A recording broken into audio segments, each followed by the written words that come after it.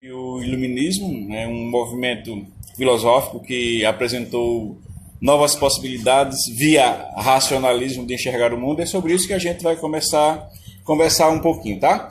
Então, o Iluminismo é um movimento que contrariou o antigo regime, né? Leia-se ou entenda-se como a Idade Média. A gente sabe que a Idade Média ela estava centrada basicamente em um viés bem religioso. Então o iluminismo ele contrariou o antigo regime, né? Ele tem o seu nascimento no século XVIII, surgiu inicialmente na Inglaterra e teve o seu auge na França e obviamente veio para atender aos anseios da burguesia, já que toda a discussão filosófica presente no iluminismo ela tem base econômica. As principais características do iluminismo são o racionalismo, o cientificismo, o anti-absolutismo, o anticlericalismo e a defesa das liberdades individuais. E aqui a gente pode fazer um parênteses para comentar um pouquinho sobre o cientificismo. A gente sabe, via sociologia, né, que o cientificismo vai estar presente, por exemplo, quando Auguste Comte apresentou a teoria do positivismo, quando houve a dissociação da física social, que até então era parte integrante da filosofia, e ele dissociou e criou a sociologia em 1839. Até então, não se tinha uma preocupação voltada para apresentar respostas para o que se passava à sociedade. E a sociologia ela teve essa possibilidade, essa vertente de apresentar respostas. Os principais representantes do iluminismo são John Locke, Adam Smith, Montesquieu, Voltaire e Rousseau. Quando a gente entra, por exemplo, na questão da fisiocracia, né, que é uma linha de pensamento voltada, é uma versão francesa para a questão do liberalismo econômico, e uma frasezinha se destaca, né? Laissez-faire, laissez-passer, que é laissez-faire, laissez-passer. Então, deixei fazer, deixai passar. Uma clara assertativa de que a economia deveria estar centrada em tudo ou deveria movimentar tudo. As questões filosóficas voltadas para o iluminismo, como eu já disse, elas nasceram no século XVII, né, e foram até o século XVIII com pensadores europeus, inaugurando uma nova filosofia que tinha na razão a sua linha mestra. Se na Idade Média a razão não estava presente de maneira mais aprofundada, no iluminismo o olhar racional ou explicação racional para tudo, ou uso da razão para tudo, vai estar presente com maior nitidez. Os pensadores iluministas foram os maiores críticos da sociedade estamental do antigo regime. As suas novas ideias conjugaram-se aos anseios das massas oprimidas e da burguesia em ascensão. Seu conteúdo revolucionário acendeu os ânimos insatisfeitos e desencadeou revoluções por todo o mundo. Como eu disse anteriormente, o iluminismo ele surgiu na Inglaterra e teve o seu auge na França. As principais características do iluminismo são uma crença infinita na razão, de que apenas a razão poderia explicar os fenômenos naturais e nortear a vida em sociedade, e daqui a pouco a gente vai ver porquê e como isso passa a acontecer ou pode ser assimilado. Outra característica do iluminismo é uma oposição que ele vai fazer à tradição. Criticava-se as velhas formas feudais de organização social baseadas no privilégio e no nascimento. A gente sabe que no feudalismo a igreja estava no comando da sociedade, existiam os grandes feudos, e a igreja, por ser detentora ou dona da maior quantidade de terra, era, por consequência, quem dava as ordens na sociedade. Nós temos, nesse princípio de características iluministas, a liberdade, a igualdade e a fraternidade, né, que é o tripé da Revolução Francesa, tidos como valores e direitos naturais universais. Também faz parte da característica do iluminismo a educação laica, acena apenas Apenas através da educação e do pensamento livres é que se poderia formar cidadãos conscientes. Hoje a gente ainda discute essa característica, essa possibilidade de termos uma educação laica, de Estado laico, de termos a laicidade, o Estado laico é a separação, né, de igreja e religião. A gente vai ter, a partir dessa separação de Estado laico, a gente vai para a laicização, que são leis próprias para o Estado e leis próprias para a religião. E depois disso a gente vai ver a secularização, né, que é a prática desse Estado laico e da laicização por séculos. Alguns países são impossibilitados de tal característica, né? No Brasil, por exemplo, é um país relativamente novo, e como as questões iluministas tiveram o seu nascedouro na Inglaterra e seu auge na França, a gente vai ver com maior profundidade essa laicização, especificamente na França. Temos também a valorização do indivíduo. O individualismo ele tornou-se uma das marcas da era contemporânea. Isso é que vai fundamentar basicamente as questões das liberdades de maneira geral. Nós temos o anticlericalismo, é uma oposição ferrenha ao clero, identificado como o obscurantismo e o atraso medievais. Pelo próprio nome, a gente já pode perceber essa característica, né? Idade Média, tida e conhecida também como Idade das Trevas, e o Iluminismo conhecido também como Idade das Luzes. Então, treva e luz vão se contrapor o tempo todo, e o Iluminismo, diante dessa particularidade, vai, obviamente, combater a particularidade presente na Idade Média. A gente vai ter também como característica do Iluminismo uma oposição ao absolutismo, a partir do momento de que John Locke apresenta a sua teoria. John Locke vai contrapor a ideia de Thomas Hobbes, que este sim que defendia o Estado absoluto, o absolutismo, a monarquia, né? E o poder estaria centrado na figura do monarca, e Locke vai questionar isso aí, vai apresentar a teoria do Estado liberal, que já daqui a pouco eu discorro sobre. Temos o liberalismo econômico e político, né? A liberdade pessoal deveria corresponder às liberdades políticas e econômicas. Nós temos oposição ao mercantilismo, que seria o intervencionismo e os privilégios mercantilistas que não se coadunavam com os desejos de lucros da burguesia. Nós temos também a ideia mecanicista do universo, que a partir das ideias da mecânica celeste, o homem poderia compreender e explicar os mecanismos de funcionamento do mundo.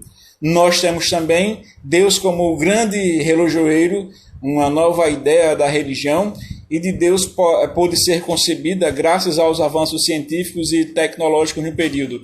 Aqui a gente vai ver, obviamente, todo um aprofundamento de vertentes, por exemplo, da ideia de Copérnico, de Galileu, contrapondo, obviamente, as questões do geocentrismo, do antropocentrismo, do teocentrismo e do geocentrismo e do teocentrismo, e apresentando, obviamente, as possibilidades do heliocentrismo e do antropocentrismo. Então, a gente vai ver no Iluminismo toda uma discussão relacionada para combater ou confrontar os pensamentos e posicionamentos filosóficos e intelectuais anteriores aos teóricos iluministas.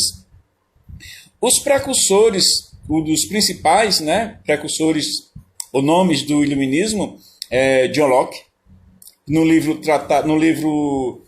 que se evidencia chamado Tratado do Governo Civil, ele defendeu a liberdade do cidadão e condenou o absolutismo. Quando Locke ele apresenta a questão do Estado liberal, vai defender, obviamente, a não intervenção do Estado na economia, porque a liberdade econômica estaria em evidência, e também porque da economia cuidaria a iniciativa privada. Teríamos aqui algo que vai descambar para o Estado mínimo. Para Locke, o governante deveria governar em nome do povo. e ele é considerado o teórico da Revolução Inglesa e exerceu grande influência sobre a independência dos Estados Unidos. Nós temos também René Descartes, o grande nome do racionalismo, né? Que ele lançou as bases do método científico moderno no livro Discurso do Método, no qual substitui a fé pela razão. Lembrando que René Descartes é do século XVII, por aí, né? 1600 e alguma coisa, e ele vai apresentar justamente essa caracterização da substituição da fé pela razão, como forma de conhecer o mundo e também a natureza. Ele é considerado, como eu já disse, o fundador do racionalismo filosófico.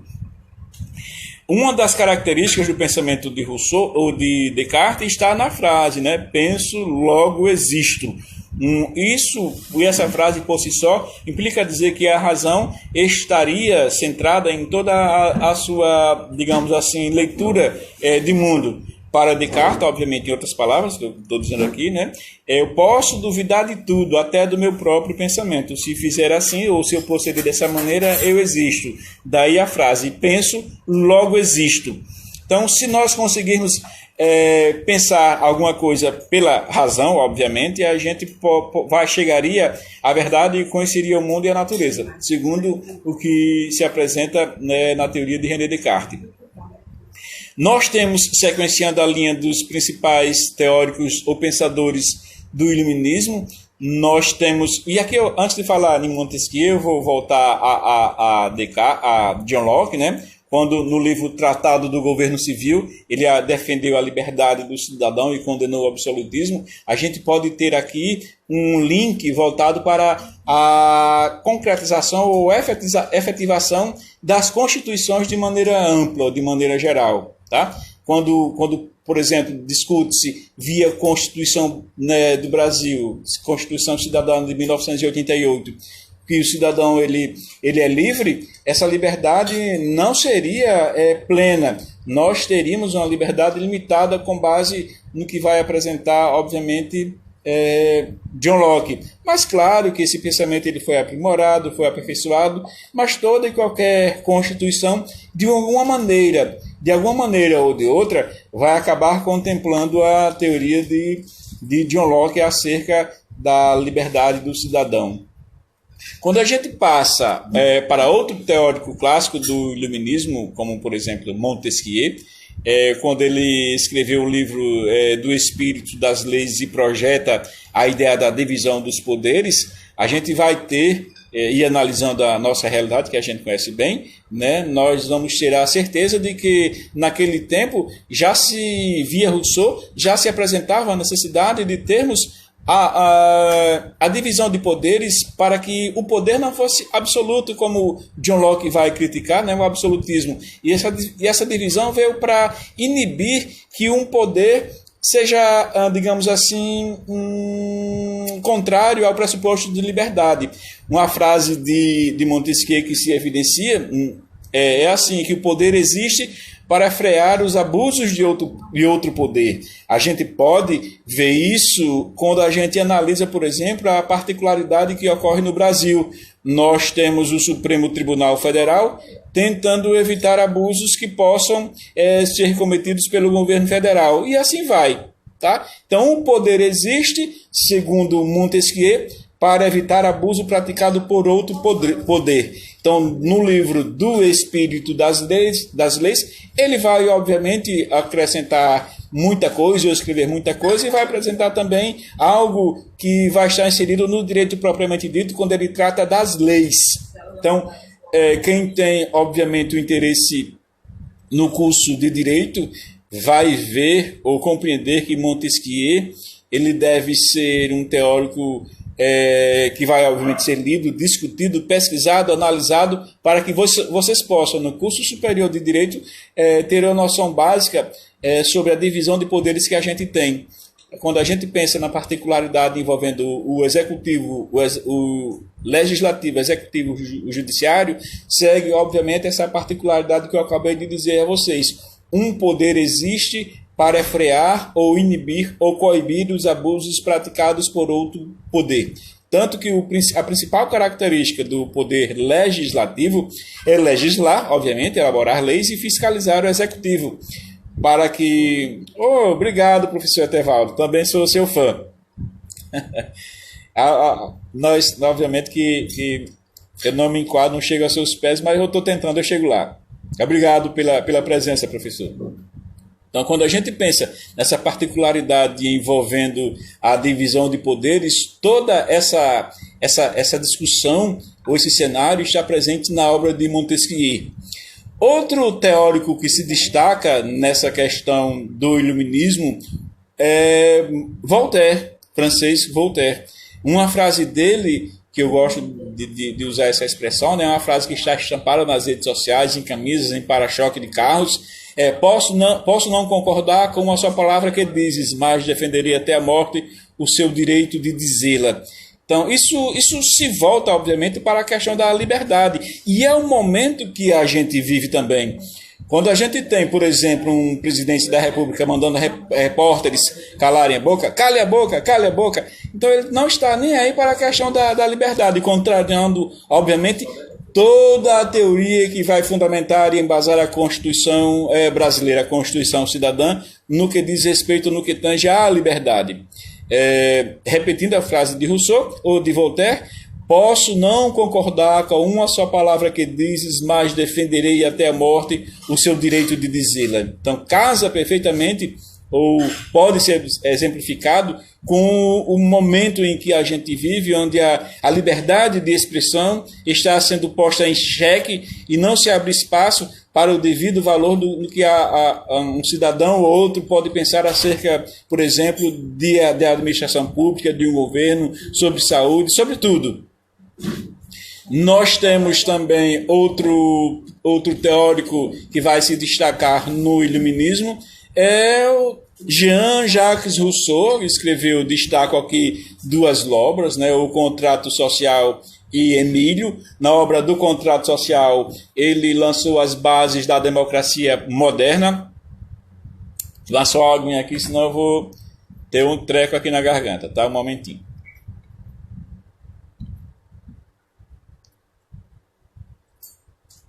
Rousseau, ele criticava e condenava os vícios da civilização, dizendo que o homem nasce bom, mas a sociedade o corrompe.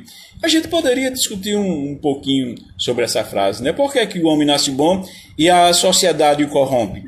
Quando nós nascemos, isso é uma analogia que eu estou fazendo, tá? Se alguém quiser interferir, fique à vontade, até porque ninguém é dono do conhecimento pleno e absoluto, tampouco da verdade. Então, podem participar à vontade. Quando a gente nasce, a gente é despido de toda e qualquer particularidade envolvendo a percepção ou análise de alguma realidade. Então, nós nascemos livres nesse sentido de pensamento, de opinião, de pré-conceito, que é conceito prévio sobre alguma coisa. Então, esses conceitos prévios vão sendo... Magnus, obrigado. Obrigado. Então, quando a gente vai do nosso nascimento, a nossa formação certo, Frank, posso sim, poderia ser você, né? Depois de algum momento a gente pode marcar para fazer um debatezinho sobre essa questão, né? Depois a gente vê qual o tema que a gente poderia discutir, ok? Pode me cobrar depois, tá? Perfeita a ideia, gostei. Então, quando a gente vai crescendo, a gente vai aprimorando a nossa visão de mundo, vai inserindo elementos que vão nos direcionar para aquilo que a gente, digamos assim, para o meio que a gente vive. Então, a frase de Rousseau, o homem nasce livre e a sociedade o corrompe, seria nesse sentido. Os nossos preconceitos ou conceitos prévios sobre a realidades, sobre percepção cultural, social, política, econômica, sexual e de gênero, tudo isso vai sendo construído também pela sociedade. E de alguma maneira ou de outra, há a corrupção do ser humano nesse sentido aí, na formação ou formatação do seu pensamento sobre alguma coisa. Então eu creio que seria nesse sentido que Rousseau estaria direcionando esta frase. o homem nasce bom, mas a sociedade o corrompe. Nós temos ainda na seara dos principais nomes do iluminismo, temos também os fisiocratas, tá? Diderot e D'Alembert, os enciclopedistas, né, que foram os organizadores também da enciclopédia, que pretendiam reunir todo o pensamento produzido pela razão. Temos também a questão dos pensamentos econômicos. Nós temos os fisiocratas franceses. Se eu disser a pronúncia equivocada, por favor, me corrijam. Quesnay, nós temos Gournay e Turgot, que eles defendiam que a natureza, a terra, seria a principal geradora das riquezas e priorizavam, obviamente, a agricultura. Daí a frase, né, em francês, que vai, obviamente, culminar ou descambar ou direcionar para um aspecto meramente econômico. Laissez-faire, laissez-passer. Deixei fazer, deixai passar. Nós vamos ter essa crítica, né, dessa frase, uma crítica ao intervencionismo estatal, pois esses teóricos eles advogavam que a economia deveria ser regida por leis naturais. Segundo os fisiocratas, a indústria seria apenas um mero transformador das matérias-primas, não sendo, contudo, geradora das riquezas. Na seara ainda das questões econômicas, nós vamos ter o seu principal expoente, que é Adam Smith. Na obra A Riqueza das Nações, ele defendeu que o trabalho seria a principal fonte geradora de riqueza. Ele também defendeu a divisão do trabalho social. As ideias de livre mercado foram amplamente aplicadas a partir do século XIX, com a famosa teoria da mão invisível do Estado. Eu queria só voltar à questão de Rousseau, dos livros, né, que ele escreveu, do contrato social, onde ele vai apresentar essa particularidade, da necessidade que a gente vai ter de estarmos inseridos em um contrato envolvendo o Estado e o cidadão. Por analogia, a gente pode dizer que o que vai caracterizar esse contrato social seria o nosso registro de nascimento, porque para o Estado nós seríamos apenas números, tá? E por conseguinte teríamos acesso às ações governamentais, sejam na saúde, na educação, segurança e assim vai.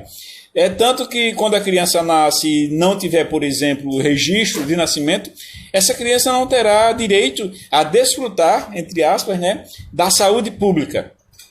Ela tem que ter o registro para caracterizar o contrato social. Outra obra que se destaca, além do contrato social, em Rousseau, é Emílio, que é um tratado para a educação. Nessa obra, Rousseau vai dizer claramente que quando a sociedade der errado é preciso recomeçar. E esse recomeço se dá pela educação. Bem-vindo, Ciro Azevedo, né, diretor do Colégio Mater Christi. Já a gente vai participar de uma live tratando especificamente do tema educação em tempos de pandemia, né, de isolamento social. Como é que Ciro como é que ele vê essa particularidade? Já a gente abre uma live para discutir isso, Ciro. Então, na questão do que vai basicamente terminar ou concluir essas questões voltadas para o iluminismo, nós vamos ter o despotismo esclarecido, que diante da inevitável evolução de ideias revolucionárias, alguns monarcas europeus esboçaram reformas modernizadoras baseadas nos ideais iluministas. José Erlan, também bem-vindo, né, aluno aí do Mater Christi, fique à vontade para fazer alguma pergunta para participar. Significa uma espécie de reformismo de fachada em países absolutistas da Europa. Dianara, aluna universitária, bem-vinda. Sem questionar o poder absoluto e destacaram-se como déspotas esclarecidos, administradores, monarcas e regentes de alguns países, como na Rússia, Catarina II, na Áustria, José I, na Prússia, Frederico II, na Espanha, Carlos III e o Conde de Aranda, e em Portugal, José I e o Marquês de Pombal. Tá? Bom, enquanto características da... Certo, Ciro? Beleza. Então, quanto características do presentes no iluminismo, gente, essas, em linhas gerais, são as particularidades que envolverão aquele sistema que vai contrapor à Idade Média, principalmente ao feudalismo, caracterizado pela presença maciça da igreja na sociedade. Então, com a crítica que se faz ao feudalismo, a gente passa a ter essa necessidade de se buscar algo que pudesse nortear a vida do homem sem um viés religioso. E a razão vai acabar se projetando como esse algo ideal que pudesse garantir esse norte. Nós tivemos, nesse sentido de fugir um pouquinho dos pressupostos da igreja, de uma sociedade comandada pela igreja, a gente vai ter, por exemplo, Thomas Hobbes, que vai nos apresentar, por exemplo, o estado absoluto, o estado do medo, que é bem próprio de alguns filmes. Eu costumo sempre dizer que a teoria de Thomas Hobbes, por exemplo, se evidencia naquele filme Alice no País das Maravilhas, centrando, obviamente, na personagem da Rainha Vermelha, quando questionada sobre alguma coisa ou quando ela tem alguma ordem sua que não é aceita, o que é que ele diz? Corte-lhe a cabeça, como se valesse era a voz dela. Então a palavra única e primeira seria a do regente. Por isso o estado absoluto, ou estado do medo. Isso vai estar presente também Milena, obrigado, você que é grande. Isso vai estar presente também na obra de Maquiavel, O Príncipe. Boa tarde, Neriana, bem-vinda. Na obra de Maquiavel chamada O Príncipe, onde ele deixa bem claro que ao príncipe não interessa ser amado, e sim temido, né? E que uma frase, embora não se encontre diretamente no livro, mas costuma se atribuir a Maquiavel, de que o fim justificam os meios. Ou seja, o rei, o regente, o administrador, o monarca, ele pode fazer tudo para permanecer no comando da sociedade, até matar. Então, isso implica a efetivação ou corroborar a teoria do Estado absoluto, já que o rei poderia tudo.